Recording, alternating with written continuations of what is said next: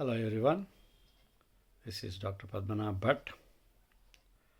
ಇವತ್ತು ನಾನು ಮಾತಾಡಲಿಕ್ಕೆ ಹೋಗುವಂತಹ ವಿಷಯ ಮೀಸಲ್ಸ್, ದಡಾರ ಕನ್ನಡದಲ್ಲಿ. ಮೀಸಲ್ಸ್ ಅನ್ನುವಂತಹ ಇದು ಅದು ಇವಾಗ ಇಲ್ವಲ್ಲ ಅಂತ ನೀವು ಹೇಳ್ಬೋದು. ಇಲ್ಲ, ಇವಾಗಲೂ ಇದೆ, ಬರುತ್ತೆ. ಚಿಕ್ಕ ವಯಸ್ಸಲ್ಲಿ ಅದಕ್ಕೆ ವ್ಯಾಕ್ಸಿನ್, ಮೀಸಲ್ಸ್ ಬರದಂಗೆ MMR ವ್ಯಾಕ್ಸಿನ್ ಕೊಡಿಸಿರ್ತೀರ ಅಲ್ವಾ ಮಕ್ಕಳಿಗೆ. ಆದರೂ ಕೂಡ ಮೀಸಲ್ಸ್ ಕಾಣಿಸ್ಕೊಳ್ಳುತ್ತದೆ ಕೆಲವರಲ್ಲಿ.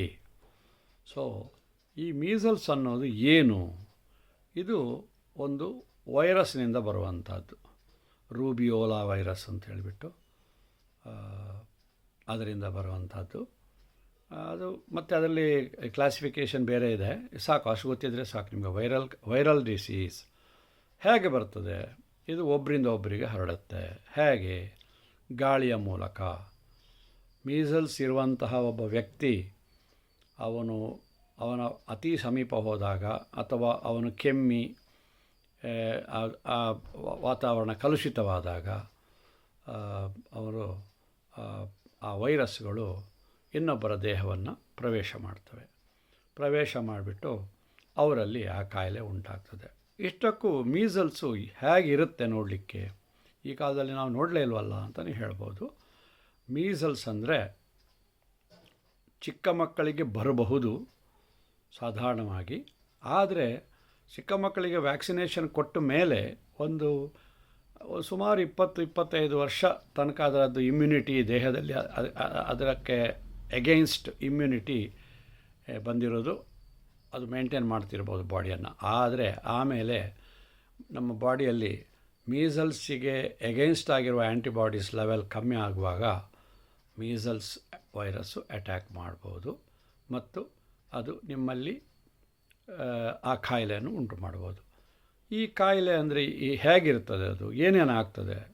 ಈ ಕಾಯಿಲೆಯಲ್ಲಿ ನಂಬರ್ 1 ಹೈ ಫೀವರ್.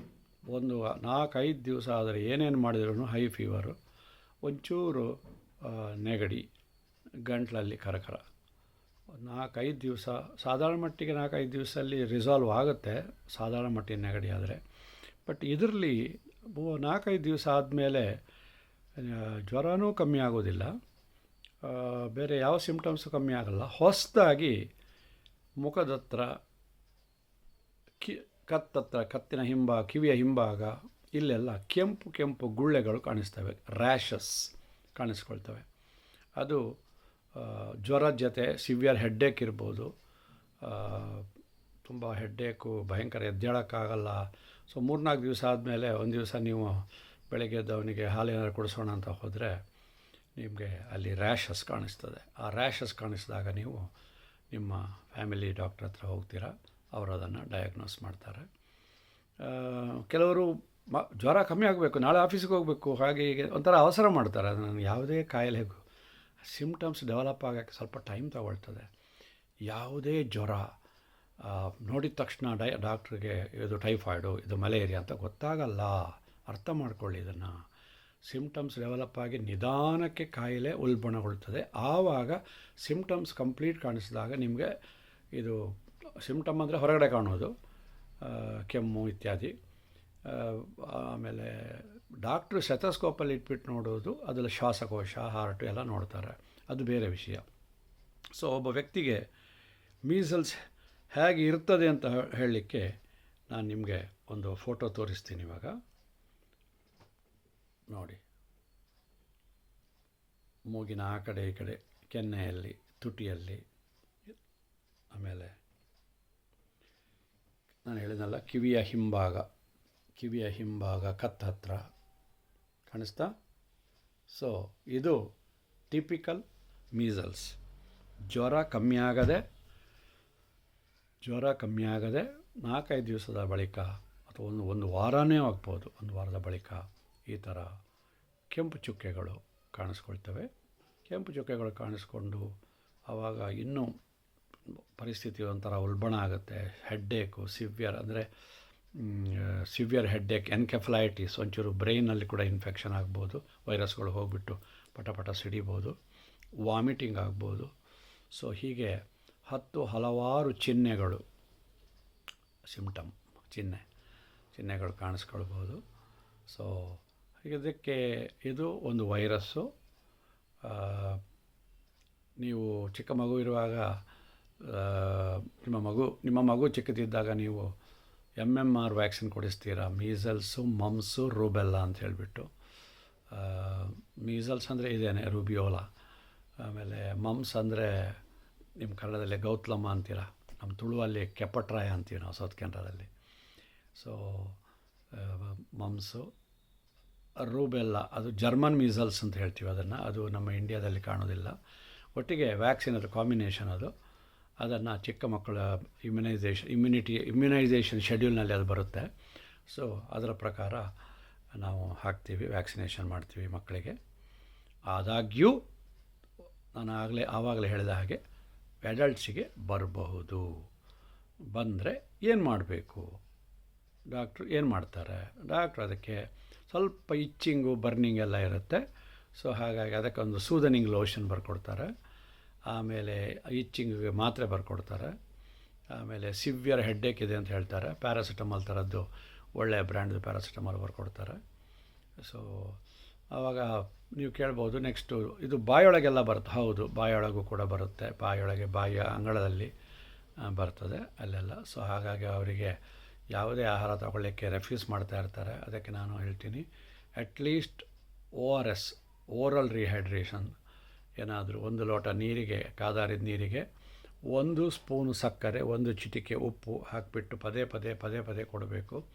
ಜ್ವರ ಬರುವಾಗ ದೇಹದ ಉಷ್ಣಕ್ಕೆ, ದೇಹದ ತಾಪಮಾನಕ್ಕೆ ಸ್ವೆಟ್ಟಿಂಗ್ ಆಗುತ್ತೆ. ಪ್ಲಸ್ ಹೆಡ್ಡೇಕ್ ಅಂತ ಹೇಳಿದ್ರಿಂದ ನೀವು ಪ್ಯಾರಾಸಿಟಮಾಲ್ ಕೊಡ್ತೀರಾ, ಅದರಿಂದ ಕೂಡ ಸ್ವೆಟ್ಟಿಂಗ್ ಆಗುತ್ತೆ. ಇದು ನಾರ್ಮಲ್ ಜ್ವರದಲ್ಲಿ ಕೂಡ ಹೀಗೆ ಆಗೋದು.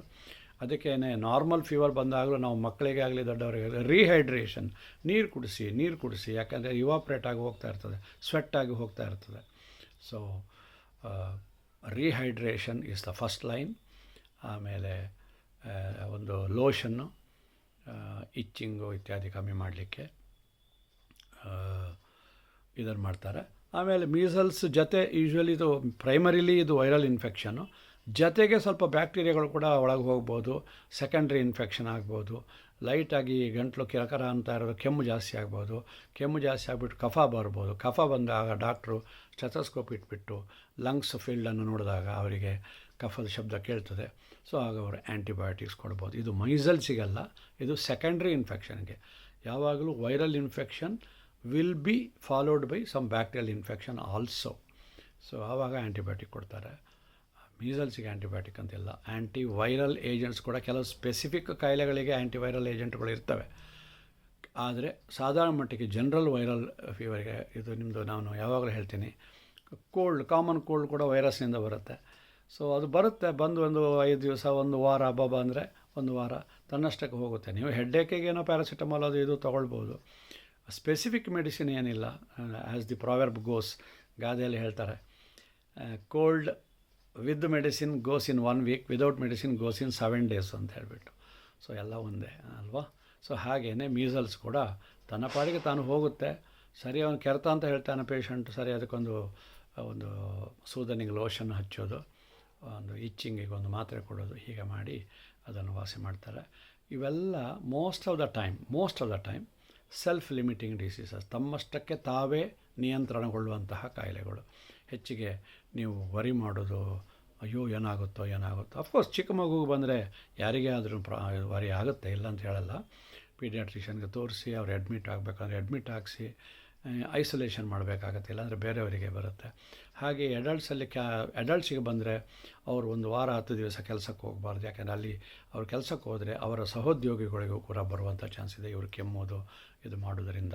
ಅಫ್ಕೋರ್ಸ್ ಮಾಸ್ಕ್ ಹಾಕ್ಕೊಳ್ಳಿ ಅಂತ ಹೇಳ್ತೀನಿ ನಾನು ಎಲ್ರಿಗೂ. ಡಬಲ್ ಮಾಸ್ಕ್, ಸಿಂಪಲ್ ಮಾಸ್ಕ್ ಆದರೆ ಡಬಲ್ ಮಾಸ್ಕ್, ಇಲ್ಲಾಂದರೆ ಕೋವಿಡ್ ಟೈಮ್ನಲ್ಲಿ N95 ಮಾಸ್ಕ್ ಹಾಕ್ಕೊಂಡು ಹೋಗ್ಬೋದು, ನೀವು ಕೆಲಸಕ್ಕೆ ಹೋಗ್ಬೋದು. ಅದು 1 ವಾರ ಮಿನಿಮಮ್ ರೆಸ್ಟ್ ಬೇಕು.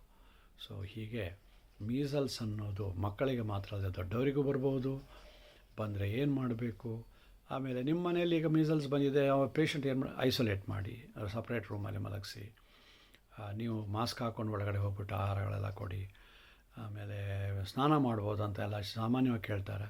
ಸ್ನಾನ ಮಾಡಬೇಕು ಅಂತ ಏನಿಲ್ಲ, ಅದನ್ನು ಸ್ಪಾಂಜ್ ಬಾತ್ ಕೊಡಿ. ಮಾಸ್ಕ್ ಹಾಕ್ಕೊಳ್ಳಿ, ನೀವು ಸ್ಪಾಂಜ್ ಬಾತ್ ಕೊಡಿ, ಕೈಯೆಲ್ಲ ಒರೆಸ್ಕೊಳ್ಳಿ.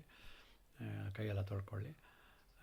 ಹೀಗೆ ಐಸೋಲೇಷನ್, ಆಮೇಲೆ ಸಿಂಪ್ಟಮ್ಯಾಟಿಕ್ ಟ್ರೀಟ್ಮೆಂಟ್ ಇದು ಮಾಡಿಕೊಂಡು 1 ವಾರ ತಾಳ್ಮೆಯಿಂದ ಇರಿ. 1 ವಾರ ಮ್ಯಾಕ್ಸಿಮಮ್ ಅಂದರೆ 10 ದಿವಸ. ಯಾಕೆಂದರೆ ಇದು ಕಾಣಿಸ್ಕೊಳ್ಳಿಕ್ಕೆ 4-5 ದಿವಸ ಆಗುತ್ತಲ್ವ. ಸೊ ಅದು ಬಂದಮೇಲೆ ಮತ್ತು ಅದು ಒಣಗಲಿಕ್ಕೆ ಇನ್ನೂ ಒಂದು 4-5 ದಿವಸ ಬೇಕಾಗ್ತದೆ. ಒಂದು 10 ಡೇಸ್ ಅಂತ ಇಟ್ಕೊಳ್ಳಿ. 10 ಡೇಸು ಆದಮೇಲೆ ಮನುಷ್ಯ ಕೆಲಸಕ್ಕೆ ವ್ಯಕ್ತಿ ಕೆಲಸಕ್ಕೆ ಹೋಗ್ಬೋದು. ಹೀಗೆ ಒಂದು ಮೀಸಲ್ಸ್ ಅನ್ನುವಂತಹ ವೈರಲ್ ಕಾಯಿಲೆಯ ಬಗ್ಗೆ ಒಂದಿಷ್ಟು ಮಾಹಿತಿ ಕೊಟ್ಟಿದ್ದೀನಿ. ಆ್ಯಸ್ ಯೂಶ್ವಲ್ ಇದನ್ನು ಕೇಳಿಸ್ಕೊಳ್ಳಿ.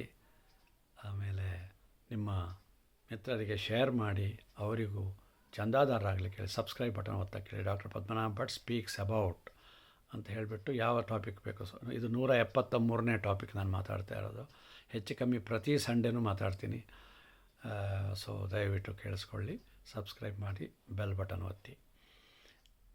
ಕಮೆಂಟ್ಸಲ್ಲಿ ಸ್ವಲ್ಪ ಕಮೆಂಟ್ಸ್ ಬಾಕ್ಸ್ ಸ್ವಲ್ಪ ನೀವು ಎಂಕರೇಜ್ ಮಾಡಿದರೆ ನನಗೆ ಇನ್ನೂ ಮಾತಾಡೋಣ ಅಂತ ಅನಿಸುತ್ತೆ.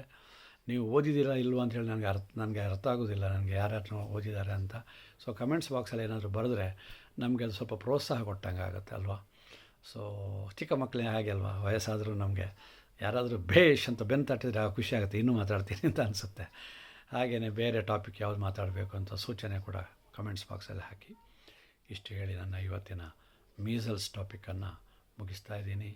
ಜೈ ಹಿಂದ್.